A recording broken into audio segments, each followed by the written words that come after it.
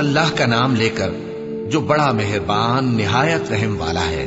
نون، قلم کی اور جو کچھ لکھنے والے لکھتے ہیں اس کی قسم کہ اے پیغمبر صلی اللہ علیہ وآلہ وسلم، تم اپنے پروردگار کے فضل سے دیوانے نہیں ہو، اور بے شک تمہارے لیے بے انتہا اجر ہے، اور یقیناً تم اخلاق کے اعلی مرتبے پر ہو۔ سو ان قریب تم بھی دیکھ لو گے اور یہ کافر بھی دیکھ لیں گے کہ تم میں سے کون دیوانہ ہے۔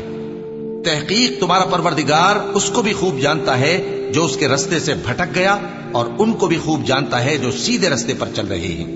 تو تم جھٹلانے والوں کا کہا نہ ماننا۔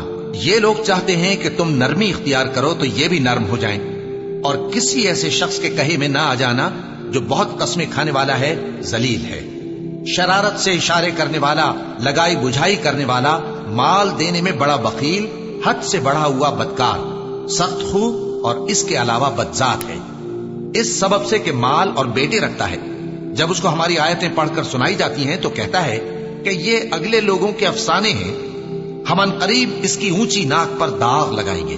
ہم نے ان لوگوں کی اسی طرح آزمائش کی ہے جس طرح باغ والوں کی آزمائش کی تھی، جب انہوں نے قسمیں کھا کھا کر کہا کہ صبح ہوتے ہوتے ہم اس کا میوہ توڑ دیں گے، اور انشاءاللہ نہ کہا۔ سو وہ ابھی سو ہی رہے تھے کہ تمہارے پروردگار کی طرف سے راتوں رات اس پر ایک آفت پھر گئی، تو وہ ایسا ہو گیا جیسے کٹی ہوئی کھیتی۔ پھر جب صبح ہوئی تو وہ لوگ ایک دوسرے کو پکارنے لگے کہ اگر تم کو کاٹنا ہے تو اپنی کھیتی پر سویرے ہی جا پہنچو۔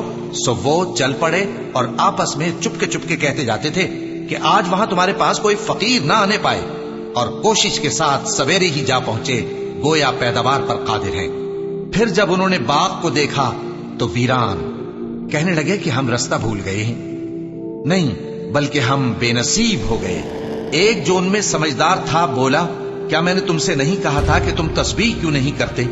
دوسرے کہنے لگے کہ ہمارا پروردگار پاک ہے، بے شک ہم ہی قصوروار تھے۔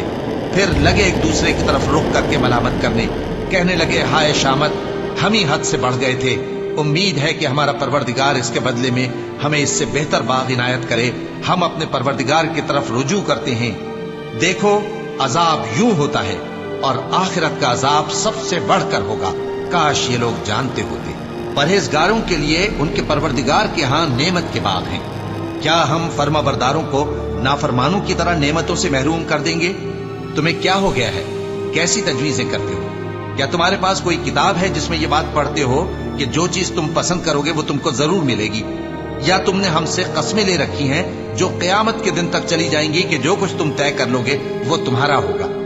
ان سے پوچھو کہ ان میں سے کون اس کا ذمہ لیتا ہے؟ کیا اس قول میں ان کے کچھ شریک ہیں؟ اگر یہ سچے ہیں تو اپنے شریکوں کو لے آئیں۔ جس دن پنڈلی سے کپڑا اٹھا دیا جائے گا اور کفار سجدے کے لیے بلائے جائیں گے، پھر وہ سجدہ نہ کر سکیں گے، ان کی آنکھیں جھکی ہوئی ہوں گی اور ان پر ذلت چھا رہی ہوگی، حالانکہ پہلے اس وقت سجدے کے لیے بلائے جاتے تھے جبکہ وہ صحیح و سالم تھے۔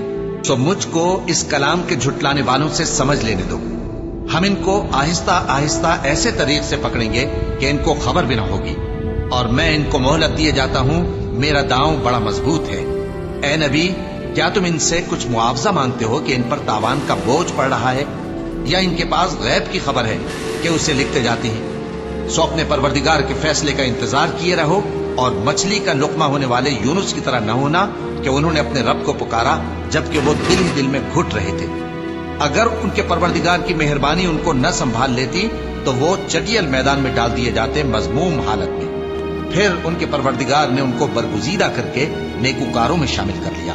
اور کافر جب یہ نصیحت کی کتاب سنتے ہیں تو یوں لگتے ہیں کہ تم کو اپنی نگاہوں سے پھسلا دیں گے، اور کہتے ہیں کہ یہ تو دیوانہ ہے۔ اور لوگوں، یہ قرآن تمام جہانوں کے لیے نصیحت ہے۔